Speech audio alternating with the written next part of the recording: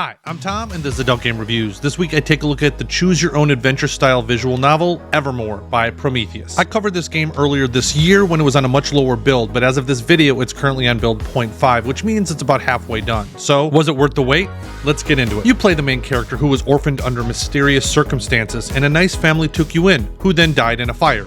Mysteriously. Suspicious. Very suspicious. You ended up being taken in again by a third family, which included Natalie and her three daughters, Melanie, Jessie, and my favorite, Emily. This is so similar to games like Once in a Lifetime, Eternum, and Marked for Eternity. As of my last count, there are 18 girls, but I'm not quite sure if they're all going to be love interests, but that's still a lot. Some girls are more fleshed out than others, but just like in these other games, if you don't respond the right way, you can end up getting kicked off a particular girl's story path. So I'm not exactly sure how long it took to play through all the current content because I had to do it in bits and pieces while I was on the plane throughout my trip. But for what it's worth, there felt like a decent amount of content already. The graphics are very similar to the other games I mentioned, and I don't think it looks quite as good as Eternum, but I did think it looked better than Once in a Lifetime and Marked for Eternity. Story-wise, I found myself getting really sucked into the story. The story is a combination of different mythologies, some made up and some not, with all sorts of fantasy tropes included. Everything from Excalibur to Clash of the Titans to The Last Airbender, all I wanted to do was see what happened next. Let loose the Kraken! The first act is mostly setup. You are meeting the main character and the girls, but once Act 2 starts, the VN really gets going. The writing for the most part was really well done. There were typos here and there, but nothing that I found to be an issue. What really made me think that this was an Eternum or Marked for Eternity clone is the humor. I found this VN really funny, from the goofy nature of the girls to some of the ridiculous over-the-top side characters. I mean, the principal by himself was so dumb, but in a good way. I will tell everyone that there are some serious themes like death with some violence and gore. I don't really mind any of that much, but some people do, so just a heads up. Currently, my top girls are Emily, not sure why all Emilys in adult games are such good characters, Aria, I'm a sucker for cute redheads, and Camilla, who I would be thankful if I was lucky enough to be beat up by her.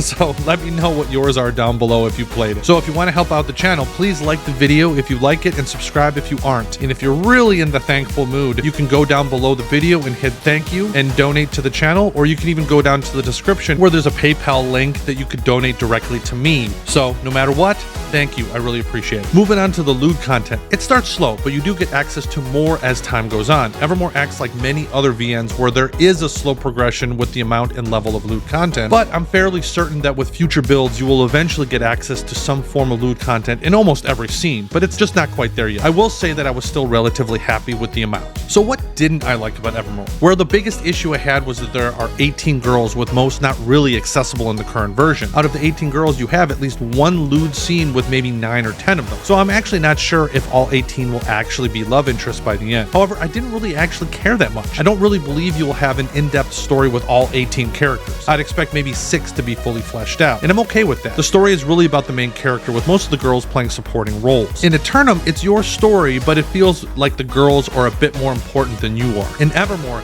you are the most important character in the game, and the story supports this.